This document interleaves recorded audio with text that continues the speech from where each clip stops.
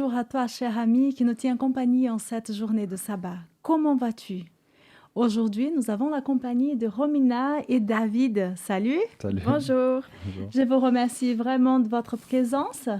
Merci de faire partie de cette fête. Pendant tout le mois de mars, nous aborderons des thèmes autour de la famille et du couple. Et pour cela, notre invité spécial est le pasteur Gilbert Grezet. Bonjour. Gilbert, salut Gilbert. Bonjour. Gilbert est pasteur à l'église de Lausanne et à l'église de Claron et il est aussi responsable du département de la famille pour toute la Suisse romande. Qu'est-ce que ça veut dire exactement, Gilbert? Ça veut dire que j'ai proposé des activités dans les églises pour réfléchir sur le thème du couple et de la famille, que parfois on a animé des séminaires, on a fait pendant de nombreuses années un camp pour les familles entre Noël et Nouvel An. C'est magnifique. Voilà. C'est top. Et la semaine passée, tu nous as abordé un thème très, très intéressant sur le projet de Dieu pour les couples entre idéal. Et aujourd'hui, Gilbert, de quoi vas-tu nous parler? On va prendre le même angle pour prendre le sujet, c'est-à-dire la différence entre l'idéal et la réalité, le projet de Dieu, pas spécifiquement pour les couples comme la semaine dernière, mais plutôt pour les familles cette fois. Waouh, c'est top! Nous avons hâte de vivre ce moment et de découvrir tout cela avec toi. Cher auditeur, tu peux retrouver le programme de la semaine passée si tu le souhaites et ainsi ne rien rater de cette série. Reste avec nous car ce programme a été fait pour toi. Alors je t'invite de prier ensemble. Seigneur Dieu, toi qui vois toutes choses et qui nous connais si bien, je te demande de bénir chaque famille, chaque personne qui nous écoute. Apporte, Seigneur, la pureté, la paix, l'amour, la foi et la bienveillance dans les différentes familles sur cette terre. Amen. Amen. Amen. Merci Mildred pour cette prière pour bien commencer notre programme. Alors dans cette chronique, Dieu dans ma semaine, je voulais vous emmener avec moi 25 ans en arrière pour vous raconter les matins avec ma famille et Dieu quand j'étais petite.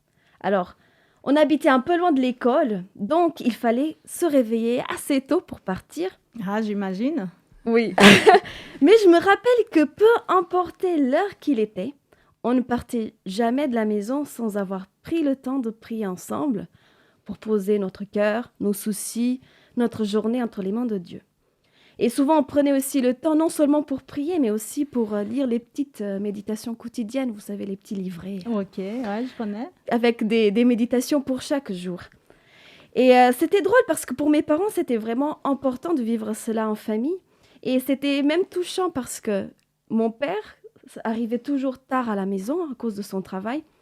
Donc, il se levait aussi plus tard. Mais nous, qui devront partir, il nous demandait quand même toujours de le réveiller pour vivre ces moments de méditation et prier ensemble.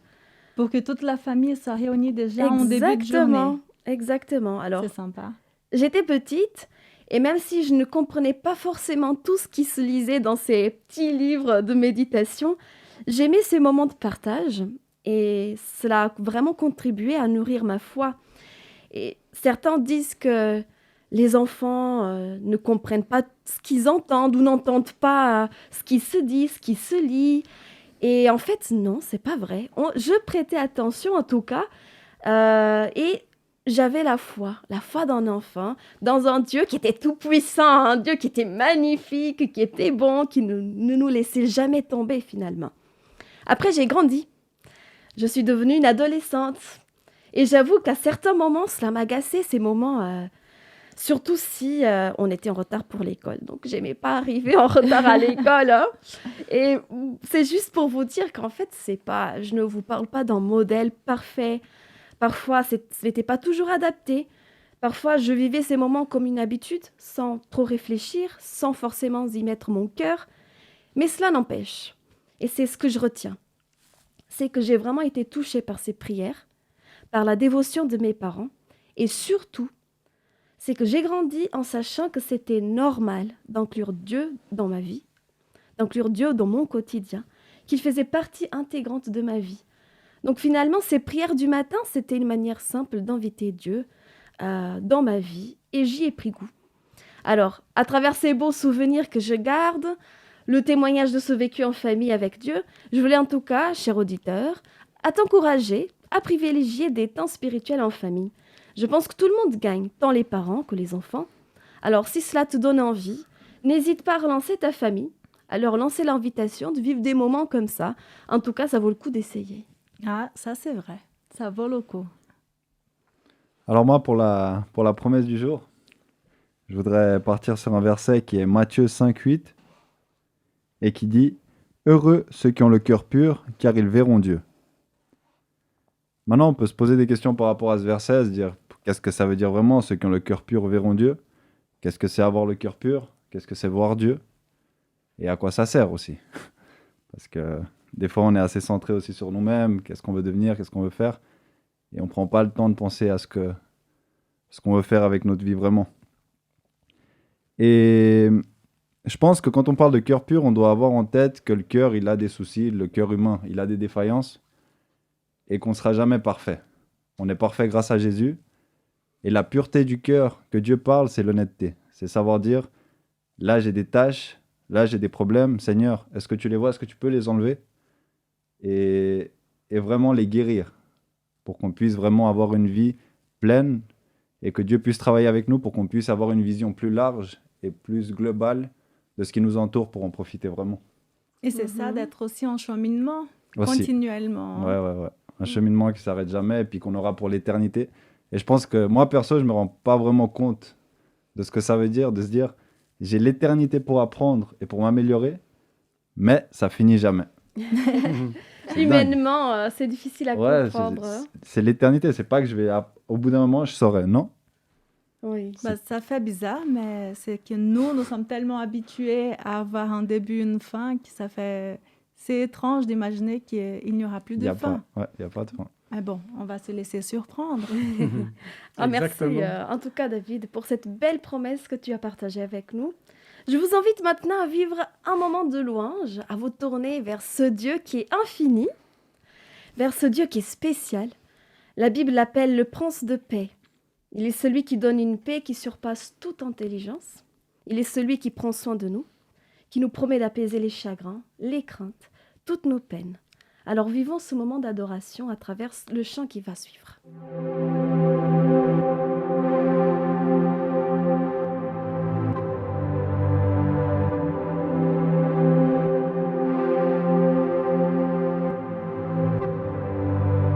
Dieu souverain,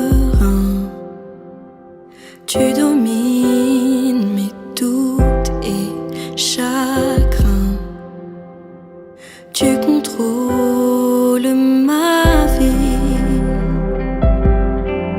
Tout pouvoir se trouve entre tes mains. Prince de paix, tu parles et toutes mes craintes s'enfuient. Et tu parles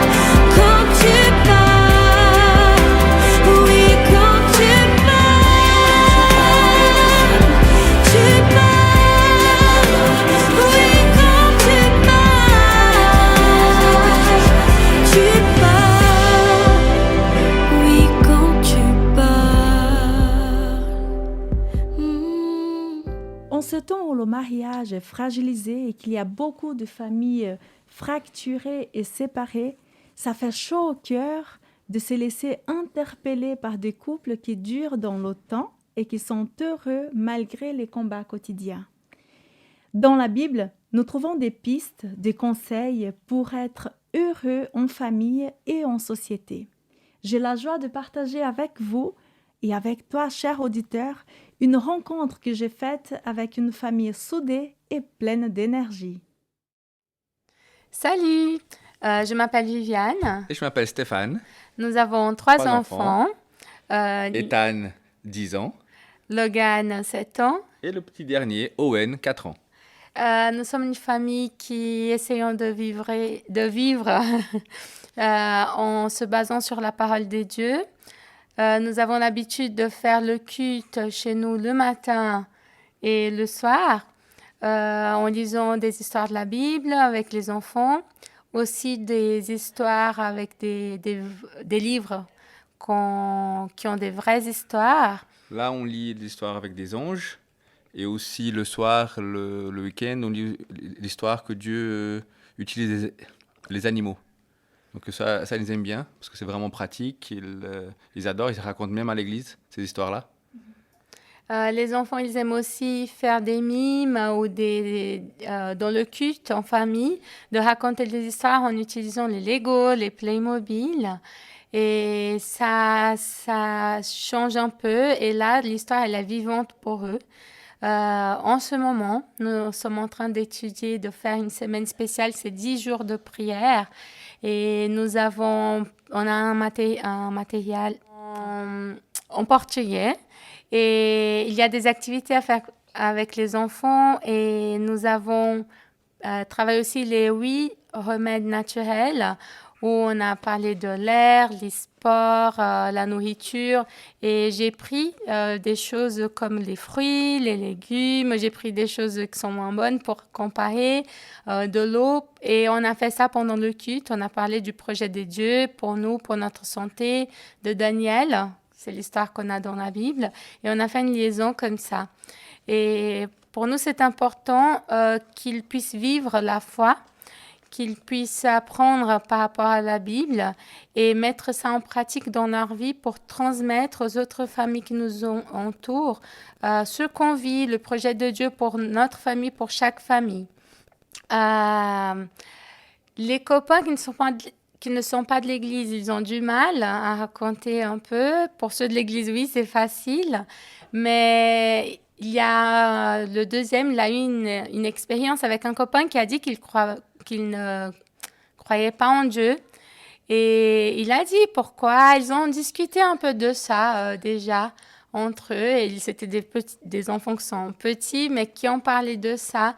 Mais c'est difficile pour eux encore de raconter. Les gens voient plutôt par comment ils agissent. Avec les copains, il y a une histoire avec un copain qui a répondu à une maman et un des garçons, il a dit mais il ne faut pas parler comme ça, aux adultes c'est plutôt comme ça qu'ils démontrent qu'ils aiment Dieu et qu'il faut traiter les gens avec respect, mais raconter les histoires, ils ont un peu de mal encore. Ils font l'école à la maison. Donc on a, surtout ma femme, travaille avec eux tous les jours ici à la maison. Donc ça permet aussi d'apporter cette partie... la parole de Dieu plus facilement, parce qu'il y a moins de stress. Donc le matin, on peut vraiment prendre le temps, c'est quoi, une demi-heure de culte le matin, pour rencontrer l'histoire, lire les livres. Donc vraiment, ça nous aide à discuter, à parler de Dieu avec eux, moins de stress. Donc pour ça, c'est très bien. Le dialogue est très important, parce que le but, il faut qu'ils comprennent aussi. Donc c'est pour ça qu'on a plusieurs types de Bibles. On a les Bibles en BD, la Bible illustrée, donc on lit plusieurs fois, on a déjà lu plusieurs fois la Bible. En français. En français et en portugais. On parlait de langue. Et aussi, on profite des dates spéciales. Donc, à Pâques, l'année passée, on a fait le Vendredi Saint. Donc, on s'est habillé à l'époque, on a mangé le pain sans levain, les herbes. Donc, on essaye vraiment d'être la Bible vivante. Les enfants, ils sont bien communicatifs. Ils ont beaucoup de copains, même s'ils ne vont plus à l'école. Ils ont été scolarisés. Les enfants, ils sont beaucoup communicatifs, même s'ils ne vont pas à l'école traditionnelle. En faisant l'école à la maison, ils n'ont pas perdu le contact avec leurs copains parce qu'ils sont allés pendant quelques années. Et ils vont une fois par semaine dans une école et ils ont le contact toujours avec d'autres enfants. Ils font du sport, ils aiment bien ça. Ils font ce moment le multisport. Pour Ethan, c'est multisport. Et pour Logan, ils viennent finir la saison de hockey. Ils faisaient aussi la natation et maintenant aussi ils font la guitare. Et le petit, il faisait la gym par enfant, mais en ce moment, on n'en a plus. Et ils fréquentent aussi les explotisants ou les scouts, pour ceux qui ne connaissent pas explotisants. Et ils aiment bien étudier et apprendre. Nous, on a étudié les volcans, par exemple. On a pris des livres, on a discuté. Pendant les vacances, on a été en France, dans un endroit où il y a des volcans. On a vu vraiment ce qu'on avait étudié et ils aiment bien ça. On essaye de mettre en pratique, pas que l'étude de la Bible, mais aussi tout ce qu'on étudie. On essaye de mettre en pratique. On va visiter, on va voir, vivre ce qu'on a travaillé dessus, dans la théorie. Aussi, on aime bien être en dehors, donc on a été skier, on va faire de la marche, on va faire randonnée. L'autre confinement, le premier confinement, on a fait beaucoup de marches dans la forêt, donc ça, ils aiment bien tout ce qui est activité. Et bien sûr, jouer avec les copains. Ça, ils veulent être ici à la maison le dimanche à 3h parce que tous ces copains se réunissent dehors. Donc, ils aiment bien tout ça. Il y a un conseil qu'on peut donner, qu'on applique chez nous, c'est vraiment le temps en famille. C'est de partager quelque chose en famille, le temps, aller faire une promenade ensemble, passer le moment en lecture ensemble, jouer ensemble, et pour que chacun puisse trouver vraiment sa voie, trouver son espace dans la famille. Avec 3 garçons, c'est pas simple, c'est vraiment très agité chez nous, mais c'est important vraiment que chaque parent, chaque enfant puisse trouver sa place et qu'il puisse vraiment communiquer, et parler. Et c'est avec du temps qu'on arrive. Et quand on a ça, ce contact avec les enfants, on voit la différence quand parfois on n'a pas le temps. Et on voit la différence que ça fait quand on prend un moment de discussion ou de jeu, la façon que les enfants réagissent à quelque chose. Par exemple, s'ils ne sont pas contents, quand on prend le temps de discuter, de parler, pourquoi, de chercher ça. Et parfois, ils ne sont pas contents, ils sont dans leur coin, mais on prend le temps de jouer ou de lire, ça va changer. Ça va changer tout de suite. Comme mon mari l'a dit, c'est pas parfait. Les garçons, ils se disputent parfois, mais on doit trouver des solutions. Et on a vu chez nous la différence que ça fait quand on passe vraiment du temps ensemble, en jouant, en se promenant, comme il a dit avant. Et encore un dernier point, que nous, on a vu la différence avec les garçons, c'est que quand on va peut-être même 1 heure dans la nature, vraiment la forêt, la rivière, c'est vraiment l'apaisement. Ils sont très heureux. Même parfois, ils ne veulent pas y aller. Le grand, parfois, il n'a pas envie d'aller. Mais quand il va, il est très content. Et ça change aussi la relation entre parents et enfants. Et ça, je vous conseille, parce que c'est quelque chose qu'on essaie de mettre en pratique. Parfois, il fait froid. Parfois, on n'a pas envie d'aller. Mais même pour nous, ça nous aide. Et je vous conseille vraiment de prendre du temps en famille.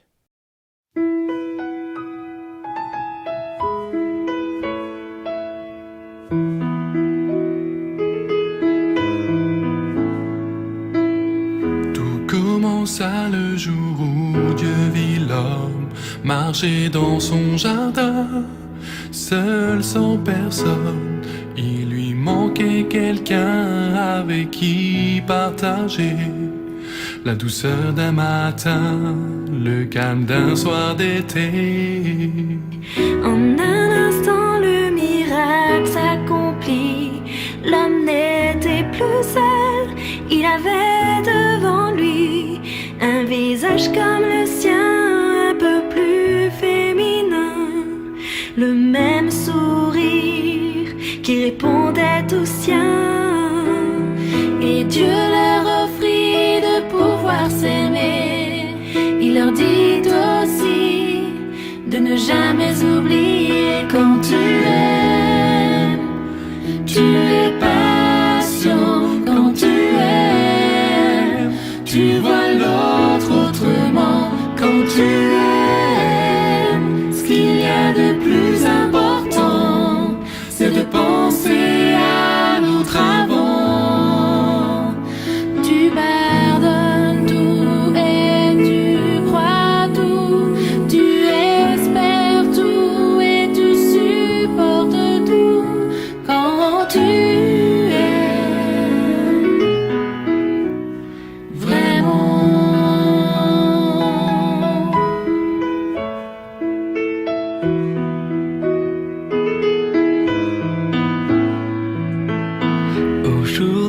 l'amour n'est plus ce qu'il était. Les gens sont trop pressés pour attendre le vrai. Certains osent encore se dire qu'ils vont tout faire pour retrouver l'harmonie établie par le Père. Soyons comme quand ce jour touche devant Dieu, nous reconnaissions ô combien il a raison. Quand tu aimes, tu es patient. Quand tu aimes, tu vois l'autre autrement. Quand tu aimes, ce qu'il y a de plus important, c'est de penser à l'autre avant. Tu pardonnes tout et tu crois tout, tu espères tout et tu supportes tout quand tu aimes. Quand les forces viennent te manquer, en lui tu peux l'épuiser. Si tu as tout essayé, c'est sur lui qu'il faut compter. Lui seul peut tout transformer, car c'est lui qui a créé un amour si parfait pour l'éternité. Car il t'aime et il est patient, il t'aime, il pense à toi constamment, il t'aime. Ce qu'il y a de plus important, c'est qu'il sait qui tu es vraiment. Il pardonne tout et il croit tout, il espère tout et il supporte tout. On voit combien il t'aime. Quand tu aimes, tu es patient. Quand tu aimes, tu vois l'autre autrement. Quand tu aimes, ce qu'il y a de plus important, c'est de penser à l'autre avant. Tu pardonnes tout et tu crois tout, tu espères tout et tu supportes tout quand tu aimes vraiment.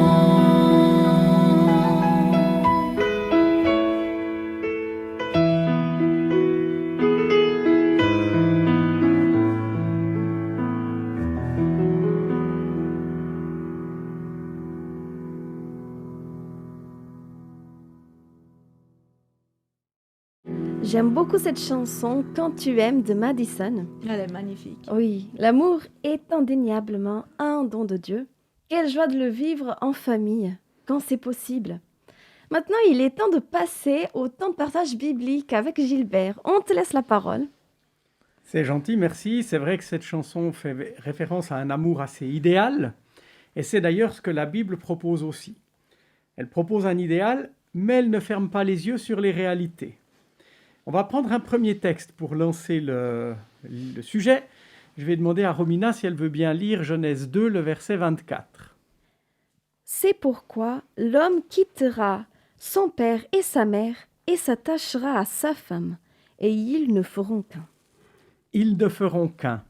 Si on parle du couple, c'est un peu ce qu'on disait la semaine dernière, on parle de cette unité conjugale. Mais on peut voir autre chose dans ce verset.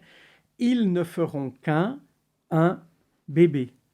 Ah, c'est original. Oui, parce que quand on prend deux personnes et qu'on prend la moitié de leur bagage de chromosomes, vous savez que c'est ce qui se passe, eh bien ça reforme un nouvel être vivant, et c'est ce nouvel être vivant qui va être leur enfant, leur passion, leur amour, c'était un peu chanté tout à l'heure.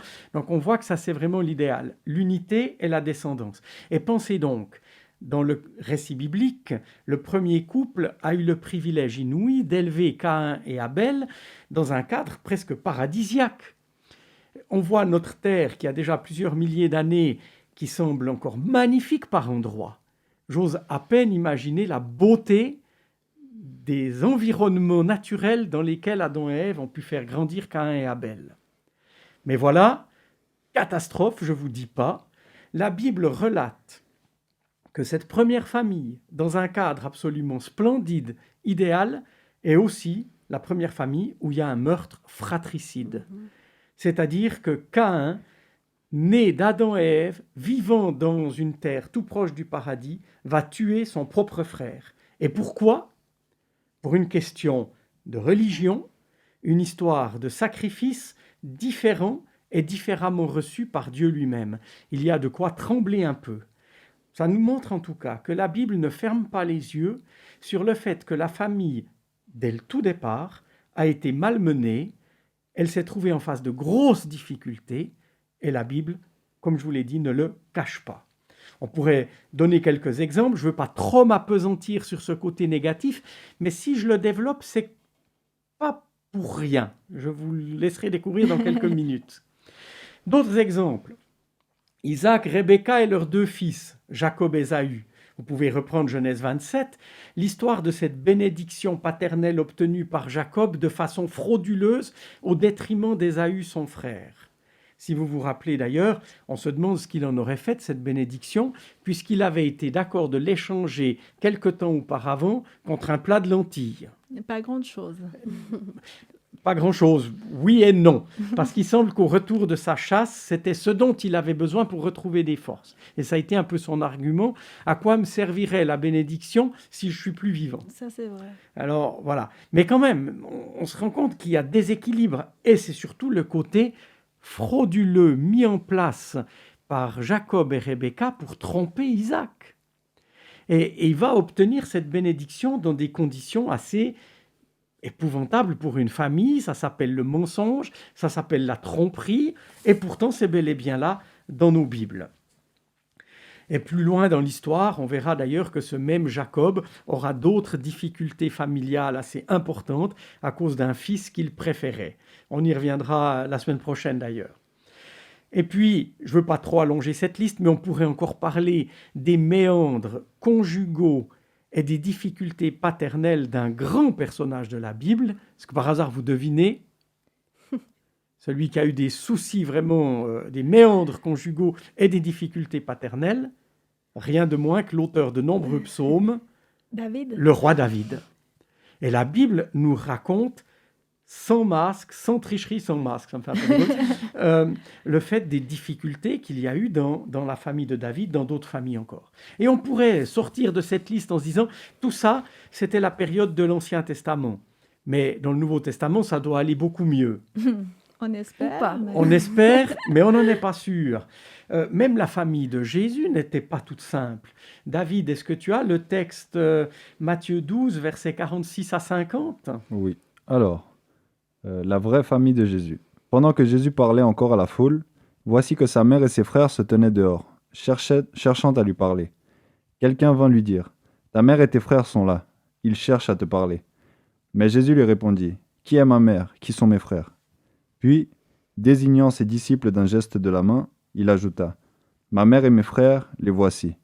Car celui qui fait la volonté de mon Père céleste, celui-là est pour moi un frère, une sœur, une mère. » Alors, je ne sais pas, mais mettez-vous à la place de Marie ou des frères et sœurs de Jésus. Vous cherchez à le voir, et puis il lui dit, « Non, moi, je n'ai pas tellement besoin d'aller vous voir. Ceux qui sont mes frères et mes sœurs, ma mère, c'est ceux qui font la volonté de mon Père. » C'est pas bien l'accueil qu'on aurait souhaité. Exactement.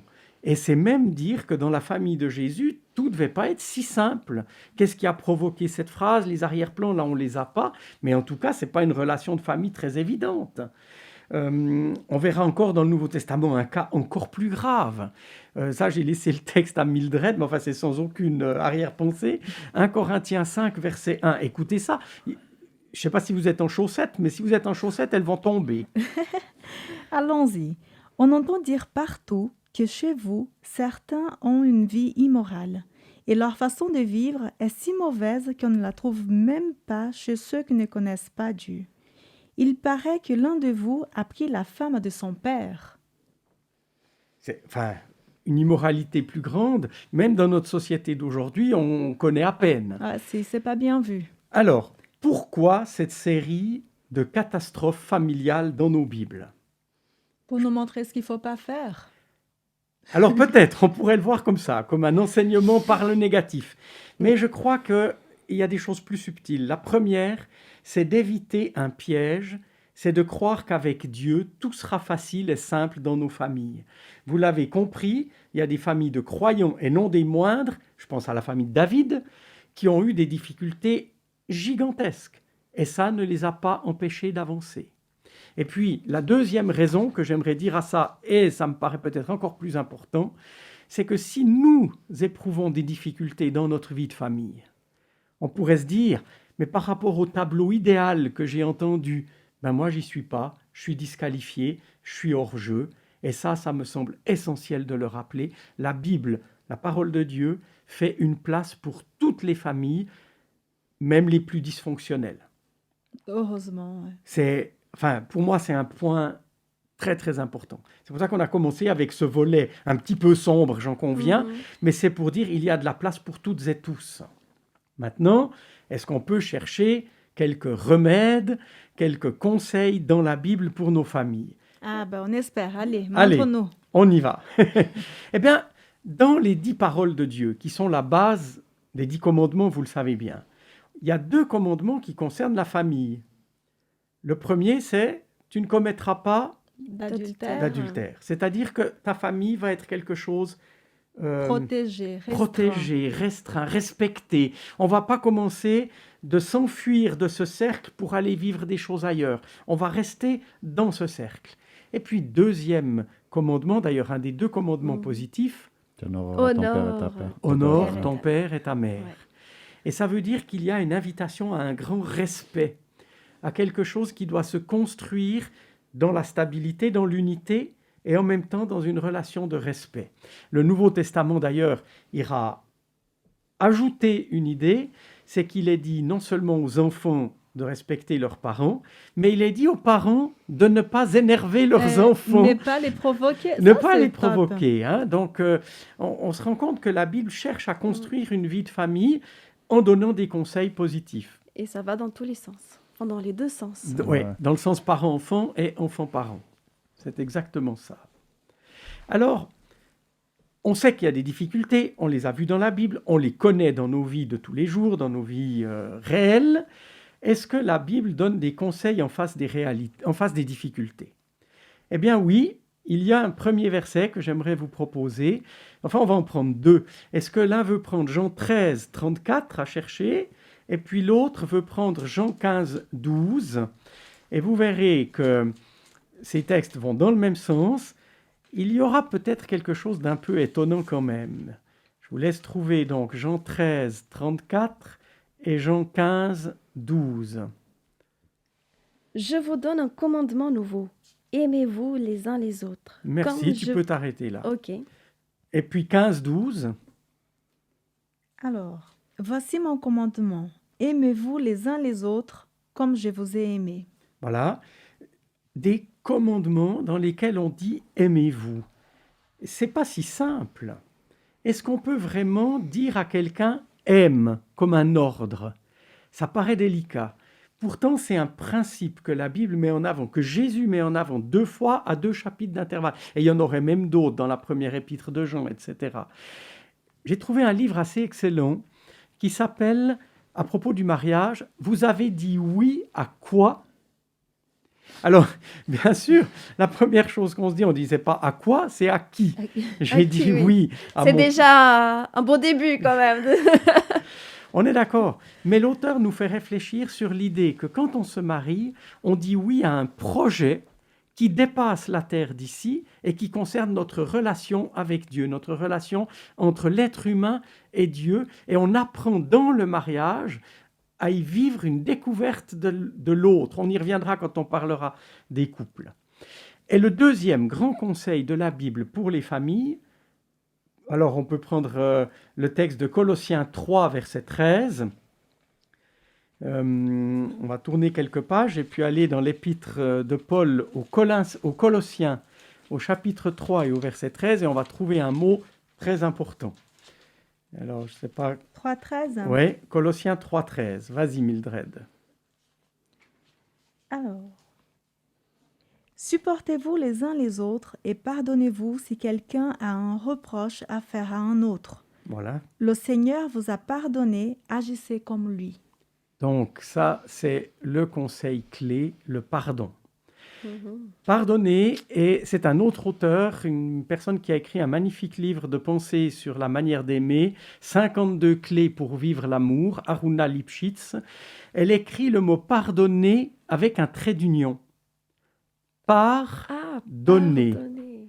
Et pardonner, elle dit, c'est comme donner par-delà ce qui est arrivé. Réfléchissez à ça.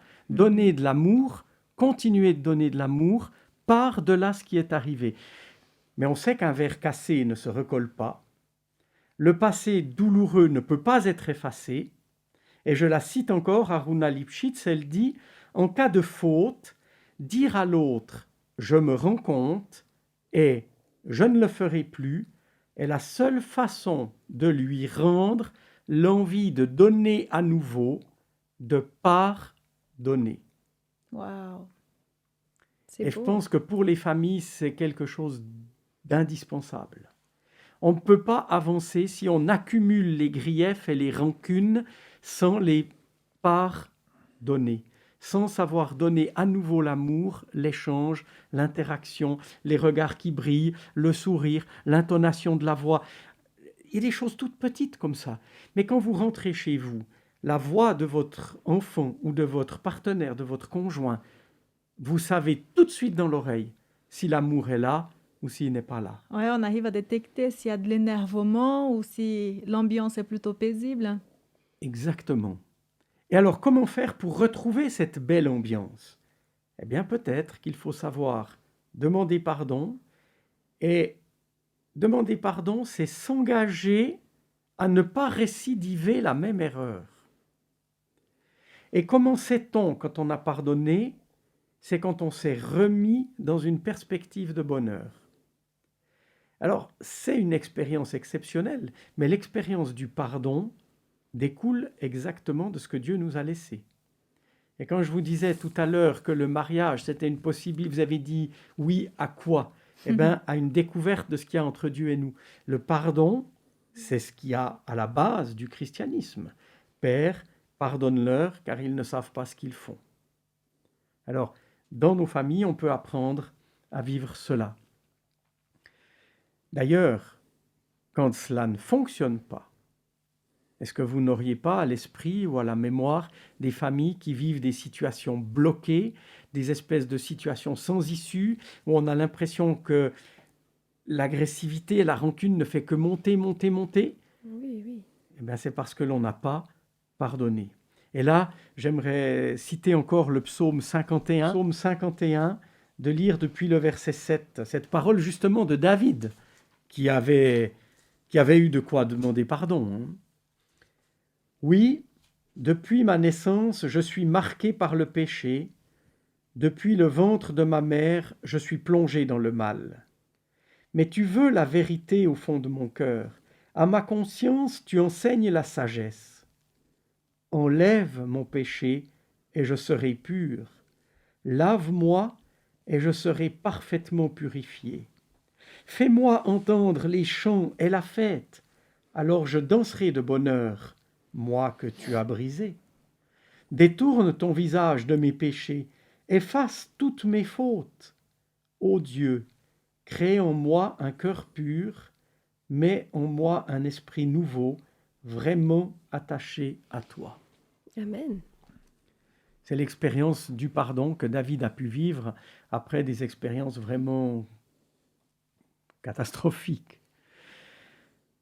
Que l'amour fraternel demeure, lit-on encore dans Hébreux 13 au verset 1, qui nous invite à persévérer dans l'amour. Ce sont finalement les deux grands conseils de la Bible. Aimez, aimez-vous les uns les autres comme je vous ai aimé, vous l'avez lu tout à l'heure, et puis pardonnez, ayez la capacité de laisser de côté ce qui a mal été et engagez-vous dans quelque chose de neuf. Et je crois que c'est les grandes lignes de ce que la Bible propose pour nos vies, pour nos familles. Dans le concret, je vous propose de voir un exemple formidable, mais pas ce matin, pas maintenant. parce qu'on verra l'exemple d'une réconciliation entre frères, alors que ça semblait perdu, tellement il y avait d'agressivité cumulée. Et puis, pour les conjoints, on verra aussi prochainement quels conseils sont adressés aux époux par l'apôtre Paul. Alors maintenant, la question, qu'est-ce que les artistes font pour nous aussi, en parlant un peu de Dieu? Parce que l'art, c'est une belle manière aussi de transmettre la parole. Ils nous font rire. Ils nous font rire, ouais. Des fois pleurer aussi. Ils savent jouer avec nos émotions. Et ça, c'est cool aussi, je trouve. Et par rapport à ça, je voulais vous présenter un film, mais d'abord, je voulais poser quelques questions pour qu'on puisse identifier un petit peu aussi. Pas trop difficile alors. Non, pas trop difficile. Enfin, j'espère.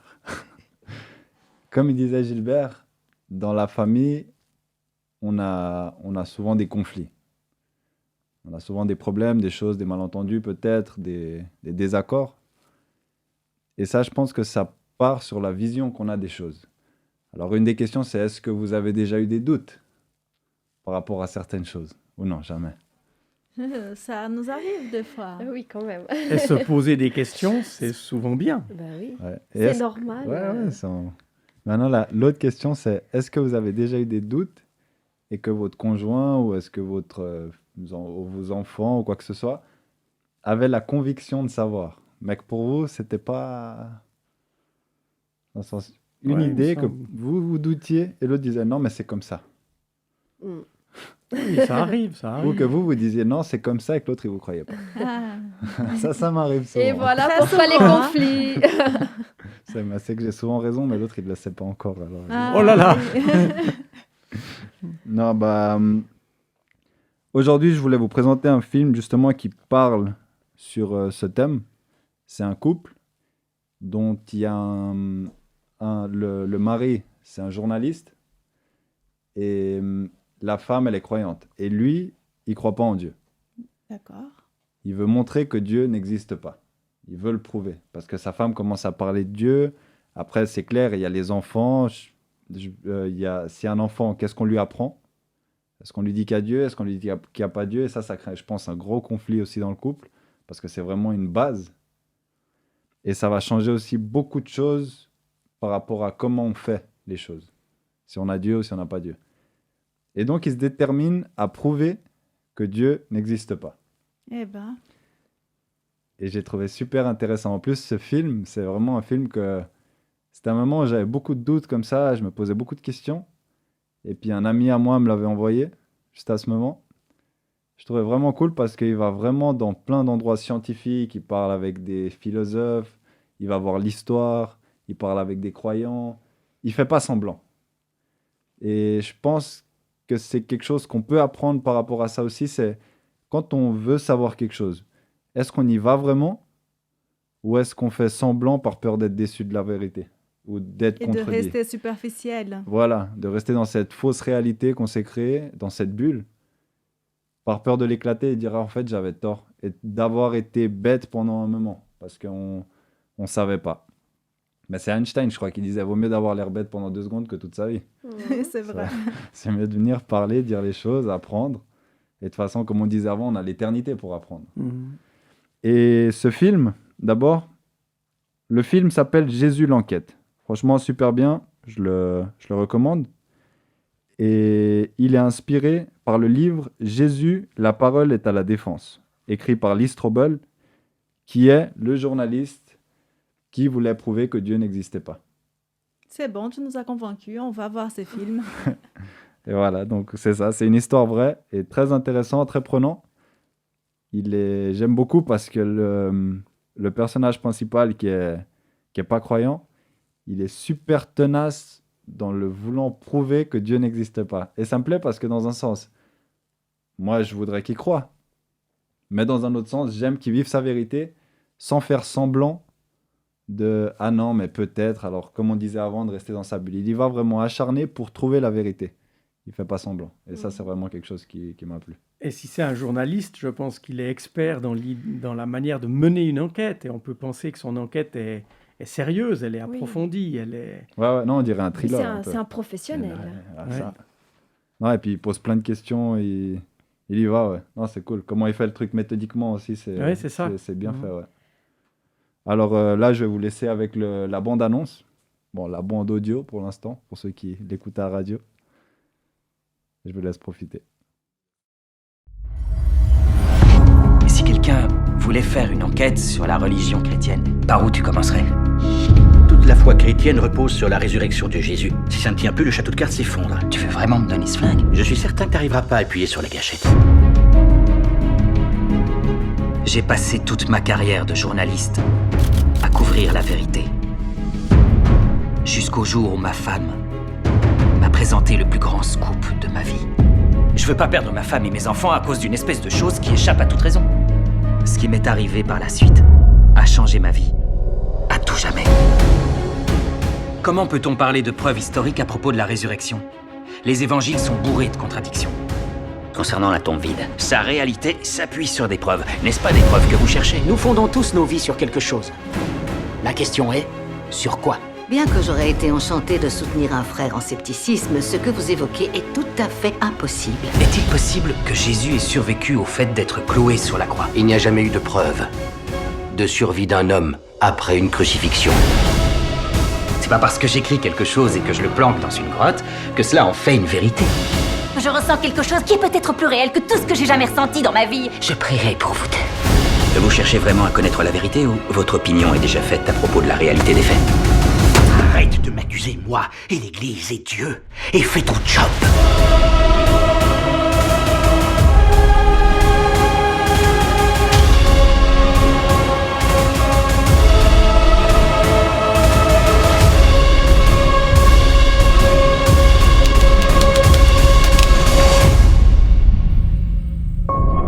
Personne n'a jamais prouvé que le Saint-Suaire est le véritable linceul funéraire du Christ. Mais chaque fois que quelqu'un le regarde dans les yeux pour la première fois, le Galiléen prend soudainement une réalité humaine. Wow, ce film a l'air vraiment très intéressant. Bravo David. Effectivement, oui. Belle trouvaille. Et quand on écoute en plus, c'est la trouvaille d'un ami surtout. Ça m'a fait plaisir parce que c'est quelqu'un avec qui on parle beaucoup aussi et puis de base il est musulman. Mais direct, parce qu'on parle beaucoup de la foi, de Jésus et de tout. Puis il a vu ce truc sur Jésus et puis il me l'a envoyé direct. J'ai trouvé c'était une bonne action. Mais ça, justement, je trouve que c'est une preuve en plus parce que quand on écoute la bande-annonce, on voit qu'il parle de beaucoup d'incohérences, de choses qui se disent mais est-ce que je dois voir ce film ou il va me faire douter à fond. Et là, c'est le moment. Moi, je vous le dis, il m'a boosté à fond. Il m'a vraiment boosté. C'est une belle proposition. Je me réjouis en tout cas de le voir aussi. Et l'autre jour, vous savez, je lisais une histoire qui m'a bien amusée. Ça vous tente ? Voulez-vous la connaître ? Ouais. Alors, 3 enfants sont en bas des escaliers alors que le papa se tient tout en haut. Ils attendent impatiemment les instructions pour la suite du jeu.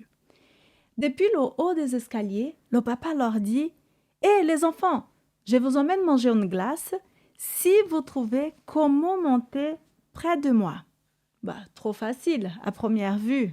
Voilà que le papa commence à donner des règles, les règles pour la suite du jeu. La première règle est qu'il est interdit de toucher les escaliers. Tiens. La deuxième est que les enfants n'avaient pas le droit de toucher à la rampe. Les choses se sont clairement compliquées, n'est-ce pas? Effectivement. Après quelques instants de réflexion, le plus jeune des enfants dit enfin à son papa que ce défi était vraiment, mais vraiment impossible à surmonter.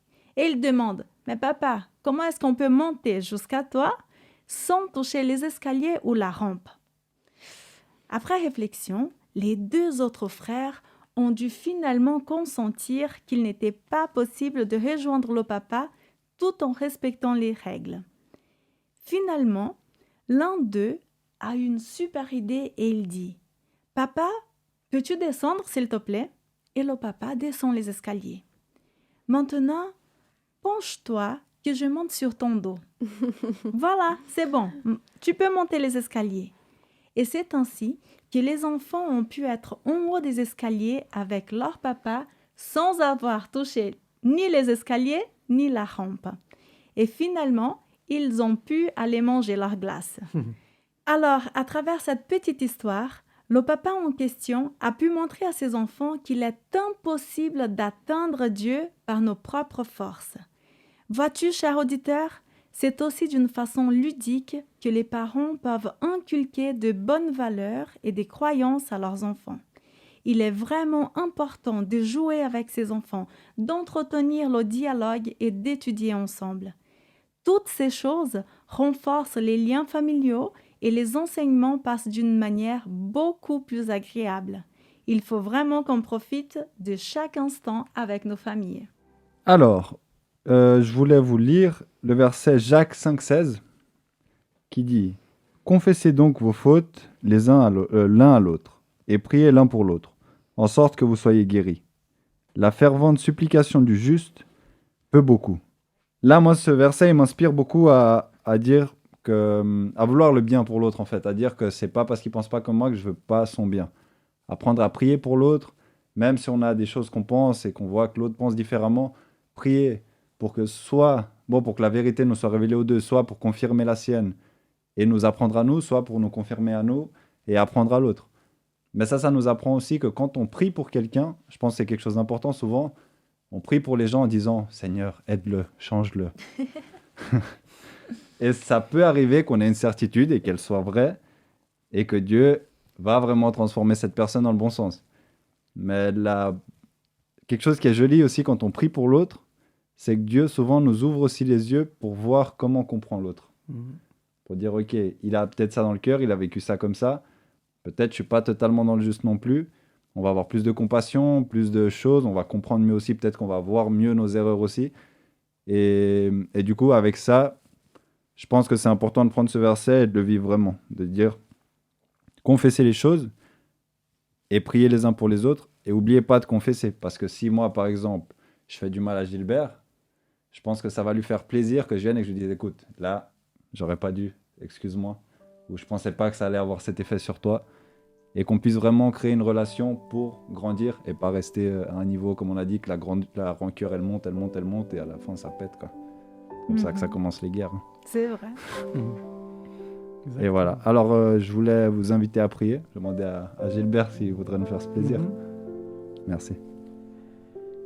Notre Père, notre Dieu, nos familles sont vraiment un terrain d'expérimentation où on peut, comme vient de le dire David, chercher à pardonner, à confesser nos fautes, à te prier pour les membres de notre famille et de voir si tu vas peut-être pas tellement les changer eux, mais me changer moi-même. Seigneur, je te remercie d'avoir créé la famille parce que nous pouvons y apprendre tellement de choses. Et si on peut y apprendre à aimer et à pardonner, eh bien peut-être nous aurons comme un avant-goût du ciel. En tout cas, Jésus est venu nous montrer ce chemin, il l'a enseigné, et j'aimerais te demander de faire que son exemple serve à toutes nos familles. Seigneur, oui, donne-nous la force d'entrer dans ton projet pour les couples et pour les familles. Dans le nom de notre Seigneur Jésus. Amen. Amen. Bon, Gilbert, tu nous as bien fait comprendre que c'est un défi de vivre en famille parce que forcément, la communication n'est pas toujours évidente. Et je voulais en tout cas vous lancer un défi, celui de ne pas laisser trop bouillir les choses. C'est-à-dire que même s'il peut y avoir des désaccords, des petites ou grandes choses qui viennent empoisonner vos relations, et que les unes après les autres, ça commence à bouillir, alors, et c'est à ce moment-là que les relations commencent à se dégrader. Alors, je voulais vous inviter à remettre tout cela entre les mains de Dieu, comme nous venons de faire en fait. Nous venons de prier pour cela, et c'est ce que je vous invite à faire. Si tu vis un conflit dans ta famille, avec ton frère, avec ta sœur, ton père, ta mère, ton conjoint, prends le temps de prier, de remettre à Dieu ce conflit. Il va t'aider à poser les mots s'il en faut, à apaiser ta colère, à t'inspirer, à te guider, à trouver les outils qui t'aideront justement à arriver à la réconciliation. Parce que je crois sincèrement que Dieu parle en notre cœur et qu'il veut bénir nos familles, ouvrir nos yeux, nous nettoyer de toute mauvaise pensée, intention et de nous aider à agir bien. Alors voilà, confie tout cela au Seigneur, même si cela ne semble pas facile, parce que cela demande une certaine maîtrise de soi, oui, je sais bien. Mais voilà, là aussi, Dieu peut nous aider et nous accompagner sur ce chemin, si on le laisse. En tout cas, même si nos familles ne sont pas parfaites, Et parfois loin de l'idéal, prenons-en soin quand même. Et ayons à cœur de faire régner la tolérance, la bienveillance dans nos foyers. Laissons-le être actif dans nos vies, dans nos défis, et laissons Dieu régner dans nos cœurs et dans nos foyers. Amen. Amen.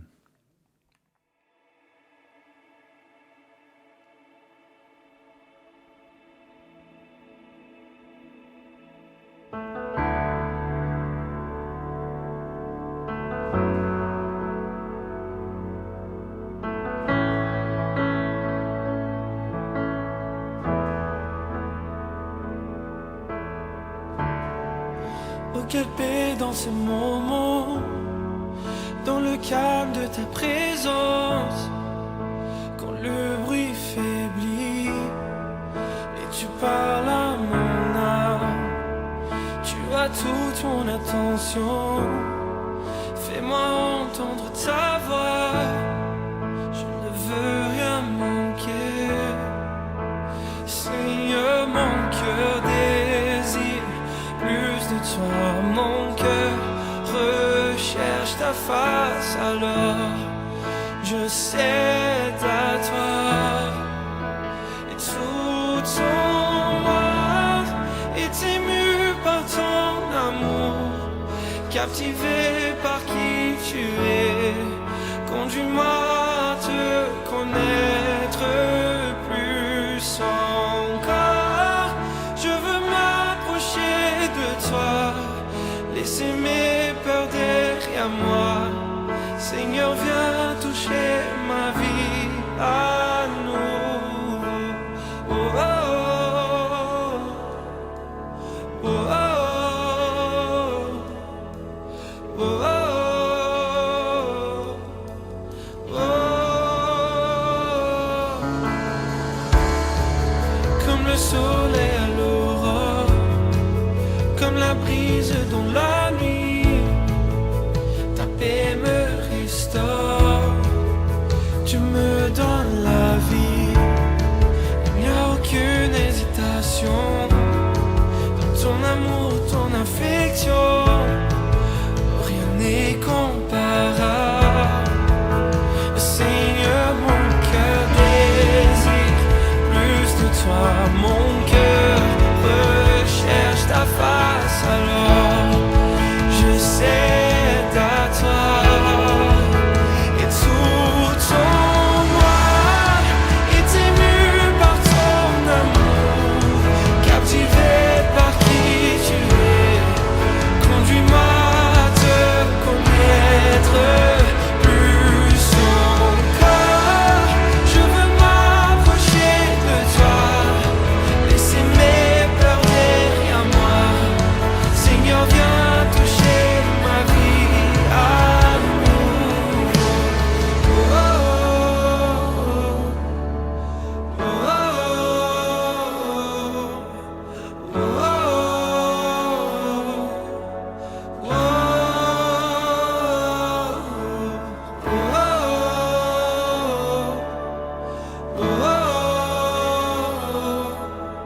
oh,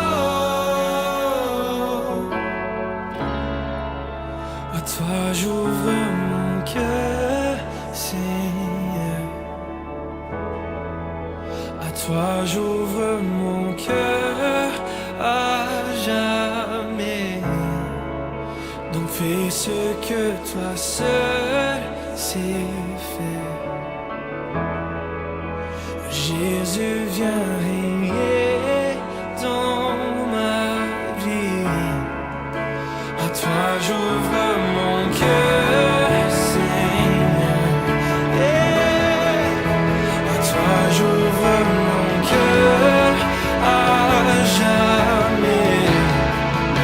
Donc fais ce que toi seul sais faire. Jésus, viens régner dans ma vie. À toi j'ouvre mon cœur, Seigneur. À toi j'ouvre mon cœur à jamais. Donc fais ce que toi seul sais faire.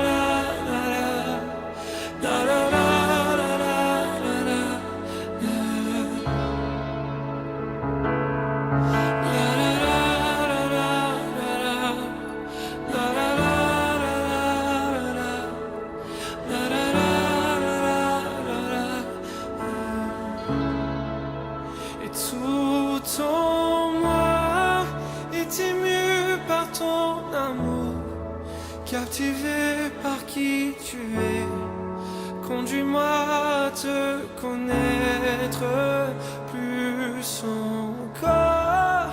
Je veux m'approcher de toi, laisser mes peurs derrière moi.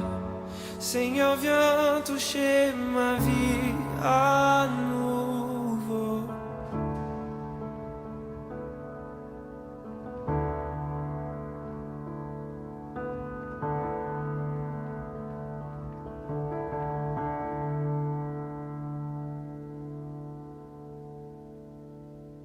Oui, que Jésus vienne régner dans nos vies.